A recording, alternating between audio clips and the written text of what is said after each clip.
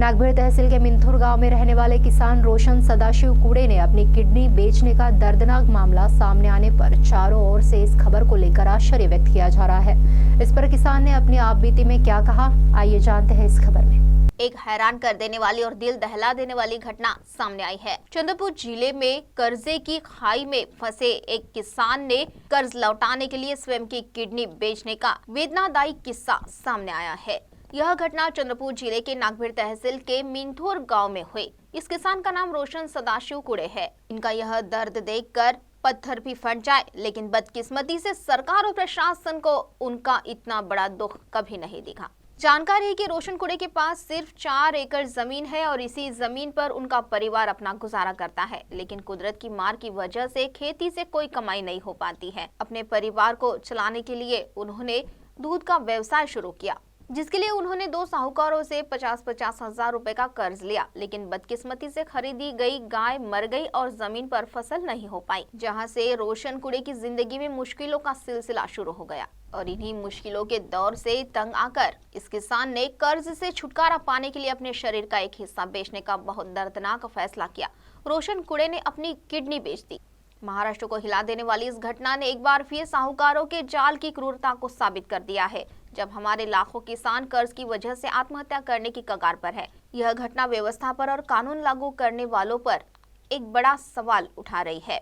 तो चलिए सुनते हैं इस संदर्भ में मीडिया को जानकारी देते हुए रोशन कुड़े ने क्या कहा। माझं नाव रोशन शिवदास कुड़े, मिंथुर तालुका नागपूर जिल्हा चंद्रपूर। माझा दुधाचा व्यवसाय होता। 2017 पासून मी दुधाचा व्यवसाय करत होतो। त्याच्यानंतर कोरोना लागल्यानंतर गायींना लंपी बिमारी आली। माझ्याकडे जे पैसे होते मी ते उपचारासाठी वापरले। त्याच्यानंतर पैशाच्या अडचणीमुळे मी ब्रह्मपुरीला व्याजाने पैसे देते असं माहीत पडलं। मी त्यांच्याजवळ गेलो। त्यांच्याजवळ गेल्यानंतर त्यांच्याकडून 1 लाख रुपये मागितले, किशोर बावकुळे मनीष गाडबांधे। त्याच्यानंतर यांनी मला आपले पैसे परत करण्यासाठी 15 दिवसांनी व्याज आकारत होते। 15 दिवसात व्याज नाही दिल्या तर 5,000-10,000 रुपये पेनल्टी लावत होते पर दिवसाची। त्याच्यानंतर आपले पैसे काढण्यासाठी लक्ष्मण पुंडलिक उरकुडे यांच्याकडे पाठवले। लक्ष्मणने माझा मजबुरीचा फायदा घेऊन 40% व्याज आकारला 20 दिवसाचा। त्याच्यानंतर त्याचे पैसे परत करण्याची यांची टोळी आहे। आपापले पैसे काढण्यासाठी बरोबर ते दुसरं एका टीममध्ये बसल्यानंतर ते एकमेकाकडे पाठवले जाते आणि माझ्या नावाने ते पैसे घेतले जातात। यांच्याकडे कोरे स्टॅम्प, चेक आणि काही मी चौकशांत ते स्पष्ट करणार आहे सर्व गोष्टी। त्याच्यानंतर मी शेती विकली, ट्रॅक्टर विकली, 2 टू व्हीलर विकले, रिश्तेदाराकडले पैसे पण मागितले आहेत। सोना पण विकलाय, सोना रिश्तेदाराकडून मस्को ज्वेलरमध्ये सोना पण विकलाय, गहाण पण आहे, पुण्याला गहाण आहे। तेवढ्यावर न भागता किशोर म्हणे आता तुझ्याकडे कार आहे का पैसे देण्यासाठी, तुझी किडनी आहे, तू विकू शकतेस किडनी। लक्ष्मण माझ्या मागून तगादा लावला, किडनी झाल्या पैसे दे मला।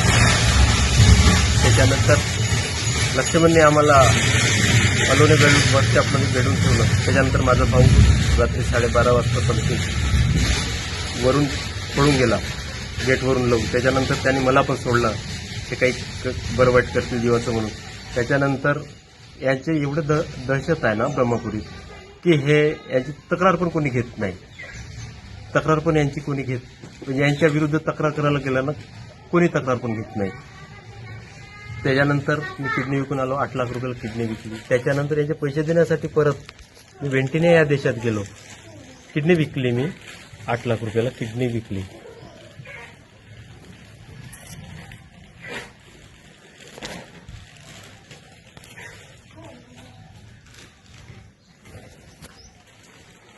किडनी विकल्यानंतर मी याचे पैसे देण्यासाठी परत मी वेंटेण्याला गेलो जॉबसाठी, का मी याच्यातून थोडे माझा परिवार उभा राहावा याच्यासाठी। यांनी केलेली अशी पिळवणूक भरपूर गंभीर प्रकारची आहे। आज 4 महिने झाला मी न्यायासाठी हिंडतो, पण न्याय मिळत नाही। माझी सरकारला एवढीच विनंती आहे की मला न्याय मिळवून द्यावा, माझी गेलेली प्रॉपर्टी मला मिळण्यात यावी। CTV के लिए प्रतिनिधि परिमल मदनकर की रिपोर्ट।